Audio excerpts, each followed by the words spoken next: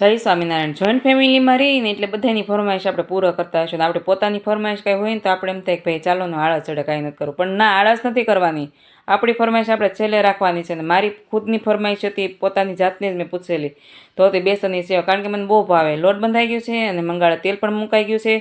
મારું તેલ આવે ને ત્યાં મારા વિડીયોને લાઈક શેર અને ફોલો કરી દેજો. ને યુટ્યુબમાં ક્યાંક આડી આવું ને તો જરા સબસ્ક્રાઈબ પણ કરતા જાજો.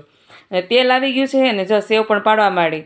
તો આમાં બેસનની વસ્તુ બનાવી તો ખાસ ધ્યાન રાખવાનું કે ફ્લેમ જે ગેસની છે ને એકદમ ફૂલ જ રાખવાની છે, કારણ કે ફૂલ રાખશું ને તો જ મસ્ત રીતે કડકડી વસ્તુ બને, મતલબમાં ક્રન્ચી બનશે. અને બીજી વસ્તુ, આપણે ફરસાણ બનાવીને એમાં હિંગનું પ્રમાણ પણ થોડુંક વધારે રાખવાનું, જેથી કરીને આપણું ફરસાણ છે ને સારું બને છે. આ મને મારી મમ્મીએ ટિપ્સ કીધેલી છે, કારણ કે એ પણ એક ફરસાણની દુકાન હાંકતા ને એટલે. અને હજી ઓર્ડર લઈએ છે જલેબીના, ગાંઠિયાના, ગમે એ વસ્તુ એના.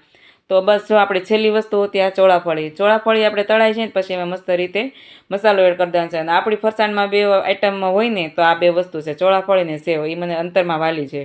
અને ગમે ત્યાં મારે જવાનું થાય ને તો હું નાસ્તામાં આ બે વસ્તુ લઈ જાઉં છું. બસ જો એનો મસાલો મિક્સ કરી દેવાનો છે ને પછી ડબ્બામાં પેક કરી દેવાનું. તમે કઈ રીતે સેવ બનાવો જરાક મને કમેન્ટમાં કરી દેજો, તો મને કંઈક નવું નવું જાણવા મળે. અને આ છે મારા સેવના ઘૂસડા. બસ ડબ્બામાં પેક કરીને મોજ કરી એન્જોય કરી.